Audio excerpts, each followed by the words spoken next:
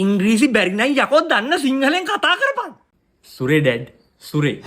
සුරේ නෙවෙයි ගස් බල්ල ෂුවර්. අලෝ. මල මගුලයි. ඇන්කල් සුනිල්. ඇන්කල් නෙවෙයි අංකල්. සුනිල් අංකල් ඉස්සරහ නොදන්න ඉංග්‍රීසි කතා කරන්න කියලා මාව චොර කරොත් එම තෝකේ කලිසම ගලන ඔළුවේ. සිංහලෙන් කතා කරපන්. අලෝ. සානක පුතා. Hello uncle. Pressure two meet you. ඔයා මාව දැකලා මොකක් හරි පීඩනයකට ලක් වුණාද? ප්‍රෙෂර් යකෝ. ප්‍රෙෂර්. මෙහරේ. ඉංග්‍රීසි කතා කරොත් හොස්ස තල්නවා. කොමේ කොල්ලා හිටින මන් තාම ලොකු දුවක් දැක්කේ නෑනේ.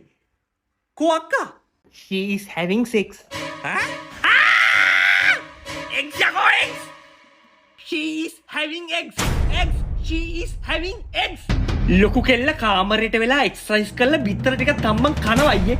තොට මං කිව්වා නේද බලෝ දන්න සිංහලෙන් කතා කරපන් කියලා. මූ අයියා හොම්මමයි. අපේ පවුලේ රෙදි කලවනවා. අයියාගේ මගේ දුවන ලේ අපේ පරම්පරාවේ ලේ. මූ නැති බංගස්ථාන කරනවා අයියේ. එහෙම තමයි. අද වරදී හෙට වරදී. හැබැයි දවසක හොඳට ඉංග්‍රීසි කතා කරන්නේ නැද්ද පුතා?